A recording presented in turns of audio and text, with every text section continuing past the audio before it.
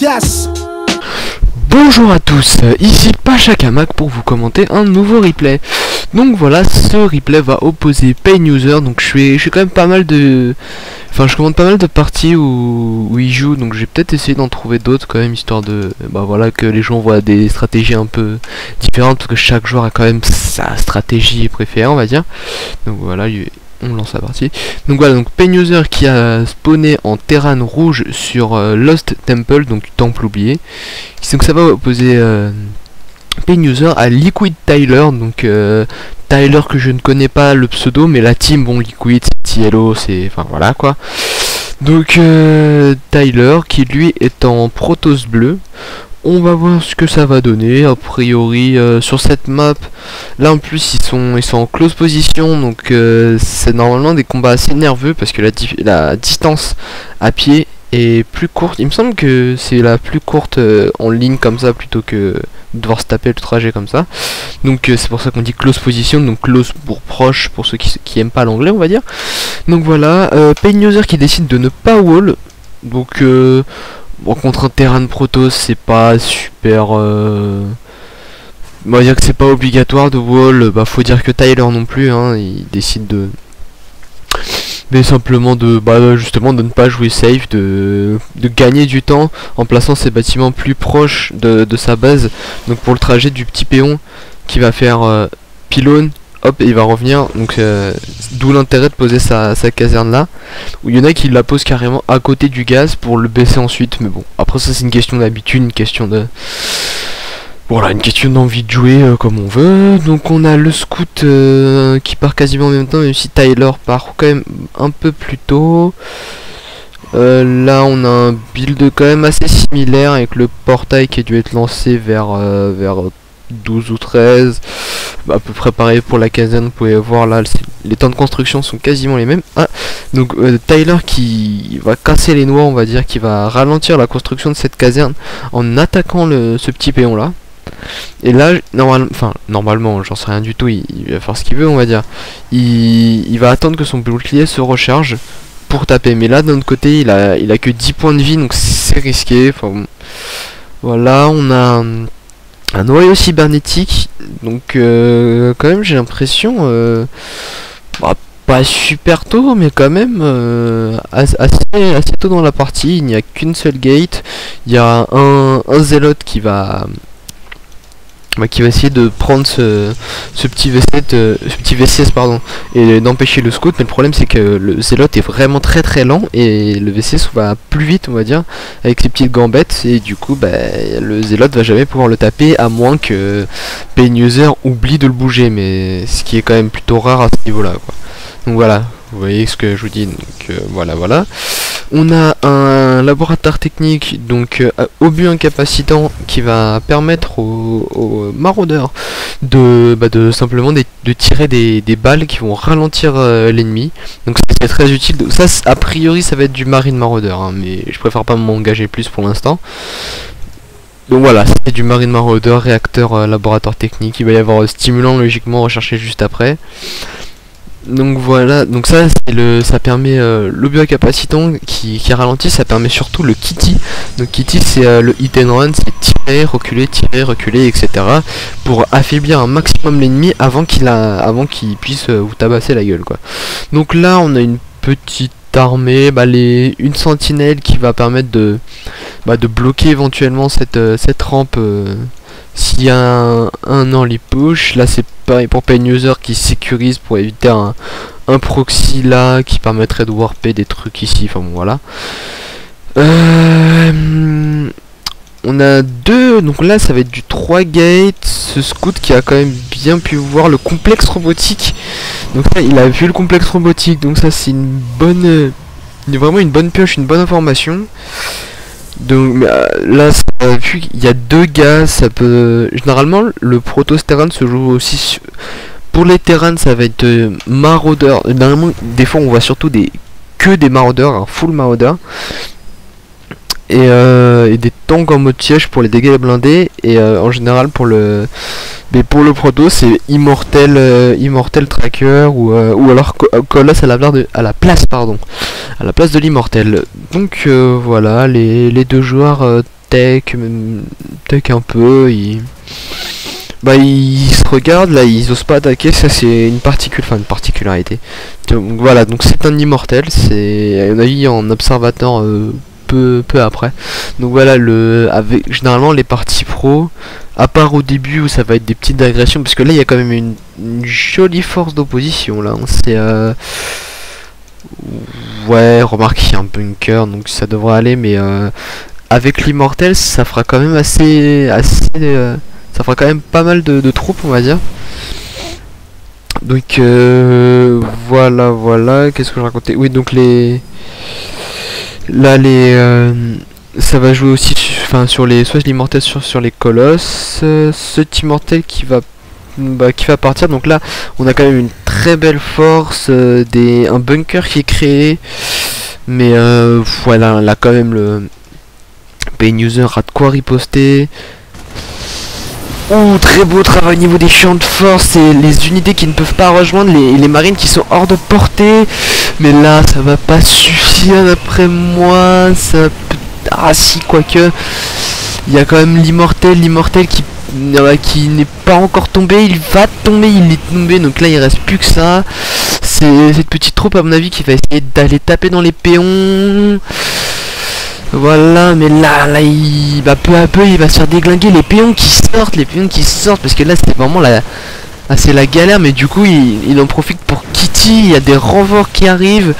Là ça sent très mauvais pour Pain User qui va quand même perdre vachement de péons. Il va en perdre beaucoup, il continue de les renvoyer, mais là il mine à peine. C'est vraiment un coup dur. Bon là je crois que ça devrait aller, encore que ouais si quand même. Là maintenant ça va, mais au niveau de ça c'est une très belle opération de la part de Tyler qui a vraiment déboîté, vraiment dématé l'économie de Pain User quoi. Là c'était vraiment critique. Donc on va voir maintenant au niveau de l'income. Voilà, maintenant Pain User tourne à 320, alors que Tyler lui est un peu plus du double quand même. Donc c'est voilà quoi, genre c'est quand même assez conséquent, même si par contre au niveau des ressources, au niveau des unités perdues, combien elles ont coûté, quand même Tyler est devant.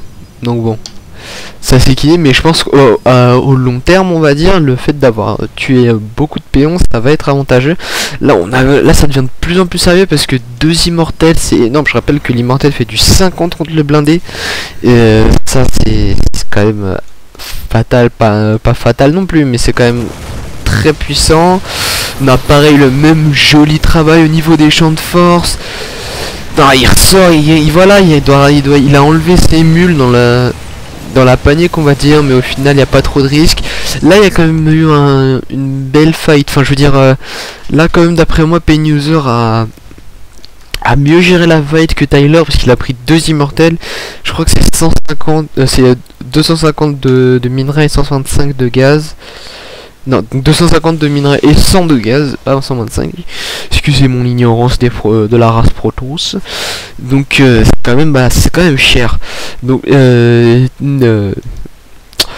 Tyler, pardon. Donc Tyler qui a pris son expand qui est posé, mais Pain User qui l'avait pris quand même plutôt, surtout qu'il a eu le temps de faire sa station orbitale un petit bout de temps. Donc final, avec ses mules, il a pu se refaire une petite économie, mais là quand même on regarde au niveau de l'income, je pense que il est remonté quand même, il a réussi à remonter un peu la pente, mais ça il le doit à ses mules. Mais parce que voilà, dès que ces mules vont péter, là ça va redescendre beaucoup quoi. Donc voilà, là les deux joueurs qui hésitent un peu à s'attaquer, donc voilà, comme je le dis, des joueurs pro vraiment n'osent pas attaquer s'ils n'ont pas une quasi certitude de remporter la victoire. Donc là on a plus de On n'a plus d'immortel en production. Encore ce kamikaze, on va dire, ce petit péon kamikaze qui va venir pour essayer de scouter la composition de l'armée. Bon, là c'est toujours la même, hein, à mon avis, d'ici peu, j'en sais rien, mais je pense qu'il devrait y avoir un conseil crépusculaire pour faire l'amélioration de la charge pour les zélotes, et puis surtout le transfert, donc le blink des trackers qui leur permet de se téléporter sur une courte distance. Là, on recommence à avoir quand même une belle force. Ça c'est le réacteur Mobius, il me semble que c'est pour ajouter de l'énergie aux fantômes. Ouais, donc voilà, une académie fantôme. Donc c'est pour qu'il y ait plus d'énergie. Et c'est surtout parce que chaque race a un mage, on va dire. Le mage des Terran, sa particularité, c'est la balle IEM. La balle IEM qui va... Ah voilà, alors très beau. Bon, alors j'ai fini mon speech sur la balle IEM. Donc la balle IEM, c'est une balle, on va dire, qui fait des dommages de zone et qui va enlever toute l'énergie et les boucliers d'une unité. Donc là, l'immortel, je l'avais déjà dit dans un autre replay, mais le bouclier, ça va réduire tous les dégâts au-dessus de 10 à 10. Donc c'est vraiment un extra de vie, et justement la balle IEM va supprimer ce bouclier. Donc du coup c'est supprimer une grosse capacité de tanker pour l'immortel. Et là, donc pour en revenir au petit observateur, l'observateur est une unité camouflée qui vole des protoss, et elle n'attaque pas, elle ne fait rien, mais elle permet surtout de voir son ennemi, de voir tout ce qu'il y a. Et comme toutes les unités invisibles de StarCraft 2, quand on regarde dessus, comment dire, par exemple, si ce petit observateur va être au-dessus d'un maraudeur, l'image sera légèrement floutée. Et généralement c'est quand même extrêmement dur à voir, hein, voilà. Les joueurs pro arrivent à voir ce petit flou, donc ils vont lancer un scan ou vont ramener une unité qui vole invisible pour scouter ça. Là-dessus, donc je l'avais pas dit, donc voilà, il y a un colosse avec thermolance. Donc le colosse, donc là c'est typique du Protoss-Terran, hein, on va dire, ce petit maraudeur qui a voulu juste prouver qu'il était toujours là en tapant violemment cette sentinelle. Là c'est dispersé, c'est moche. Donc là on a quand même une belle petite armée, un deuxième colosse qui devrait bientôt sortir avec l'amélioration. Là, mais d'un autre côté, il y a de quoi répondre de la part de PayNuser, hein. Là, il y a quand même pas mal de trackers contre un beau paquet de maraudeurs quand même. Et surtout, ça va faire la différence. Les deux fantômes, donc c'est la balle IEM, ça va faire la différence, mais il faut pas qu'ils les envoient. Une première balle IEM, une deuxième balle IEM, donc toutes les unités Protoss sont sans bouclier à partir de maintenant. Là on voit que quand même avantage pour le Protoss pour l'instant, qui a ces deux colosses. Steampack qui est lancé. Le Terran qui est obligé de repartir, mais là c'est dommage. À mon avis il y avait quelque chose de mieux à faire avec la balle IEM qui a d'après moi été lancée un peu trop tôt. Là on a vraiment une composition full blindée, donc ça va être du viking. Donc le viking, parce que comme le colosse est considéré comme une unité aérienne, donc le viking peut attaquer les unités aériennes. Là on a Steampack qui est lancé, mais il s'est pas apporté voilà les bunkers. Là il y a quand même un beau paquet d'unités de la part de Liquid. Ah là là là là, ça tombe, ça va sévère. Ces péons qui sortent, qui vont essayer de réparer tant bien que mal ce bunker. Est-ce qu'il va tomber? Il y a 3... Ouais, il y a beaucoup de